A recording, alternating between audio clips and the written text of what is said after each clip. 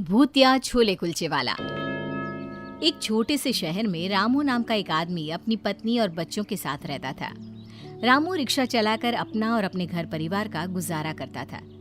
Ramu rickshaw चलाकर भी उतना नहीं कमा पाता था जिससे उसका घर का खर्चा ठीक से चल सके, जिसकी वजह से रामू की पत्नी संतो को लोगों के घरों में जाकर काम करना पड़ता था। एक दिन की बात है, संतो का 2 साल का बच्चा बीमार था, जिसकी वजह से वो काम करने नहीं जा पाती। और जब वो अगले दिन काम करने जाती है, कल क्यों नहीं आई काम करने? मालकिन जी, मेरा बच्चा बीमार था, इसी वजह से काम करने नहीं आ सकी। मालकिन गुस्से में संतो से कहती है, अगर तू इसी तरह छुट्टी करती रहेगी तो मैं तुझे काम पर नहीं रख सकती। ये ले अपने काम के पैसे और कल से काम पर आने की कोई जरूरत नहीं है। मालकिन जी, मुझे काम से मत निकालिए, मैं आगे से कभी छुट्टी नहीं करूंगी। मैं तुझे काम पर नहीं रखने वाली, जा। संतो का उसकी मालकिन पर कोई असर नहीं होता। वो वहां से रोती हुई अपने घर वापस आती है। तभी शाम को उसका पति भी रिक्शा चलाकर आ जाता है और संतो के हाथ में कुछ पैसे पकड़ाते हुए कहता है, ये लो संतो, आज बस इतनी ही कमाई हुई है। संतो रोते हुए अपने पति रामू को बताती है, आज मालकिन ने भी मुझे काम से निकाल दिया, अब घर का गुजारा कैसे होगा जी। इधर मुन्ना की भी तबीयत खराब है। ये कहते कहते संतो रोने लगती है। इसकी दवाई के लिए पैसे कहाँ से लाएंगे जी? रो मत, मैं कुछ ना कुछ और काम कर लिया करूंगा। तभी रामू के दिमाग में एक आइडिया आता है। क्यों ना हम छोले कुलचे की रेकड़ी लगा ले। मैंने स्कूल के बाहर बच्चे और बहुत सारे लोगों को छोले कुलचे खाते हुए देखा है।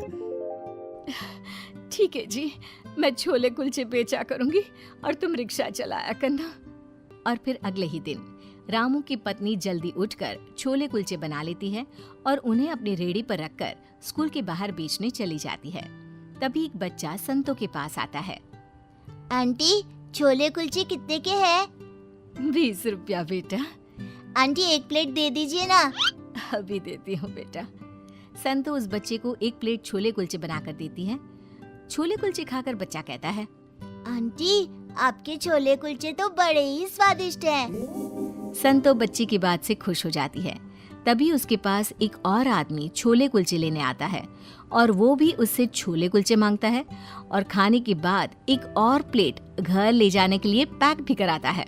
अरे मुझे भी एक देना, एक प्लेट छोले कुलचे मेरे भी।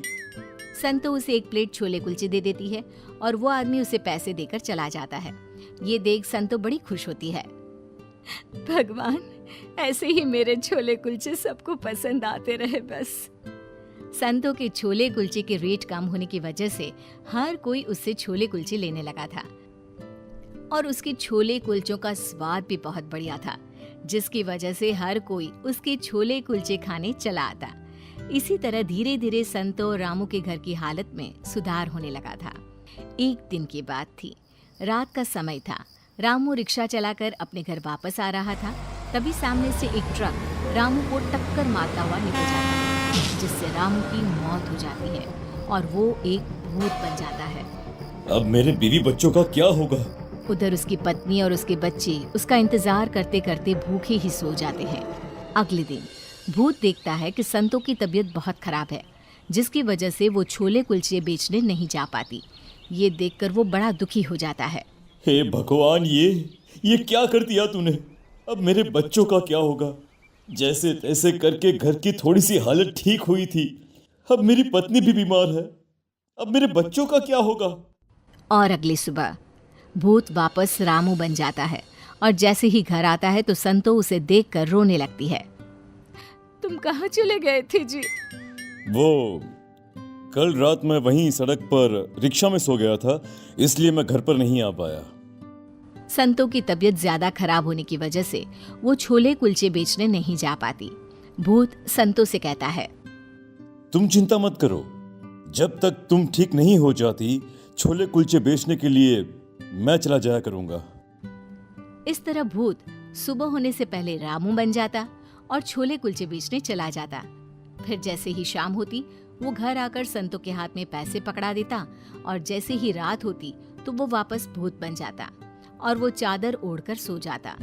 जिससे किसी को ये पता ना चल सके कि वो एक भूत है। एक दिन भूत छोले कुलचे बनाकर उन्हें स्कूल के बाहर बेचने चला जाता है। देखते ही देखते रामू के सारे छोले कुलचे बिक जाते हैं। ये देखकर वो बड़ा खुश होता है। भूत इसी तरह हर रोज रामू बनकर छोले कुलचे बनाकर उन्हें बेचने लगा था और जैसे ही शाम होती वो घर आकर संतों को पैसे पकड़ा देता और चादर ओढ़कर चुपचाप सो जाता। ऐसे तो जल्द ही मेरे घर की गरीबी दूर हो जाएगी और मेरे बच्चों को किसी भी चीज की कमी भी नहीं होगी। इस तरह अब संतों के घर में पैसों की कोई कमी नहीं थी। उसके घर की हालत धीरे धीरे सुधरने लगी थी। अब भूत ने एक बड़ी दुकान भी कर ली, जिसकी वजह से उसकी बिक्री और ज्यादा होने लगी। अब तो संतो भी बड़ी खुश थी कि उसे लोगों के घरों में काम नहीं करना पड़ता था। उसके बच्चे भी अच्छा खा पी रहे थे और एक अच्छा घर भी था उसके पास। एक दिन रामू का दोस्त रामू के घर आता है। भाभी जी, रामू के मरने का हमें बड़ा अफसोस है। तुम ये क्या बेखुदी बातें कर रहे हो? मेरे पति तो जिंदा है और क्यों उन्हें मार रहे हो तुम? ये कैसे हो सकता है? मैंने खुद उसकी लाश सड़क पर पड़ी हुई देखी थी। नहीं, ऐसा नहीं हो सकता। तुमने जरूर किसी और को देखा होगा। अरे मेरे पति तो छोले कुलचे बेचने गए हैं। तुम्हें जरूर कोई गलतफहमी हुई है भाभी। फिर रामू का दोस्त वहाँ से चला जाता है। संतू उस आदमी की बात सुनकर सोच में पड़ जाती है। तभी कुछ देर बाद शाम होती है और रामू घर आता है। संतों के हाथ में खूब सारे पैसे पकड़ाकर सोने चला जाता है।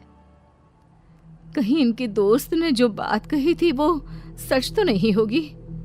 जैसे ही रात होती है, संतो अपने पति की चादर हटाकर देखती है तो उसके होश उड़ जाते हैं। भूत! तुम भूत कैसे बन गए? यानी तुम्हारा दोस्त सही कह रहा था कि तुम मर चुके हो। हाँ, ट्रक के कुचलने की वजह से मेरी मौत हो गई थी, पर जब मैंने तुम्हें बीमार हालत में देखा तो मुझसे देखा नहीं गया और फिर मैं छोले कुलचे बेचने लगा, जिससे कि तुम लोगों को कभी किसी भी चीज की कोई भी कमी ना आ सके। अब तुम्हें कभी भी कोई भी चीज की कमी नहीं होगी।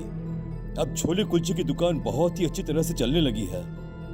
अब जब तुम लोगों को पता चल गया है तो मुझे जाना होगा, और वैसे भी अब तुम्हें किसी भी चीज की तकलीफ नहीं होगी। तुमने हमारे लिए कितना कुछ किया।